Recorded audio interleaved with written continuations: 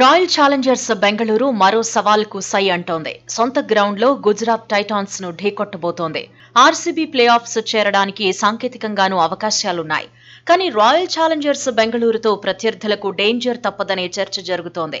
ఎందుకంటే ఇతర జట్ల ప్లే ఆఫ్స్ అవకాశాలను ఆర్సీబీ దెబ్బతీసే ప్రమాదం ఉందని ఎక్స్పర్ట్స్ చెబుతున్నారు. బ్యాక్ టు బ్యాక్ విజయాలు సాధించిన డుప్లెసిస్ సేన తర్వాతి మ్యాచ్ల్లో రెచ్చిపోయే అవకాశాలున్నాయంటున్నారు. ఇప్పటి వరకు 10 మ్యాచ్లు ఆడిన ఆర్సీబీ 3 విజయాలు సాధించింది. పాయింట్ల పట్టికలో అట్టడుగున ఉంది. అభిమానులను ఎంటర్టైన్ చేయడమే టార్గెట్ గా తర్వాతి మ్యాచ్ల్లో బరిలో దిగబోతోంది. పాయింట్ల పట్టికలో వీలైనంత వరకు ఎగబాకాలి అనే పట్టుదలతో ఉంది. వరుసగా 2 విజయాల తర్వాత ప్లేయర్లలోనూ ఆత్మవిశ్వాసం పెరిగింది.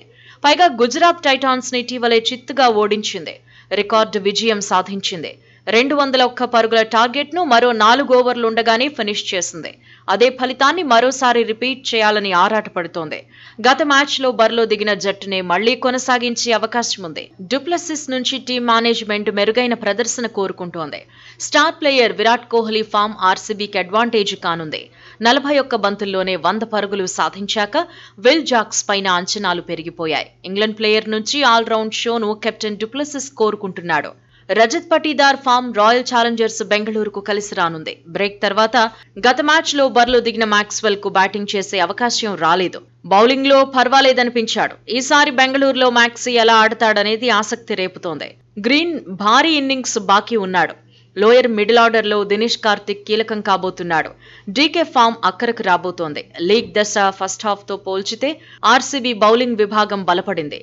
సిరాజ్, స్వప్నిల్ సింగ్, యశ్ దయాల్, కర్ణ శర్మపై ఎక్స్పెక్టేషన్స్ ఎక్కువే ఉన్నాయి.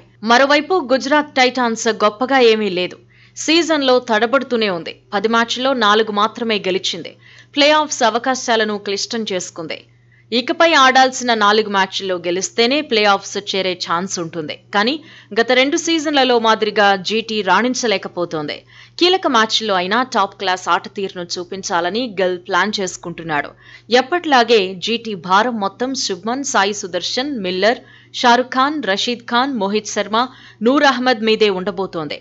గత మ్యాచ్లో ఓటమికి ఆర్సీబీపై గుజరాత్ టైటాన్స్ ప్రతీకారం తీర్చుకుంటుందా లేదా అనేది ఉత్కంఠగా మారింది.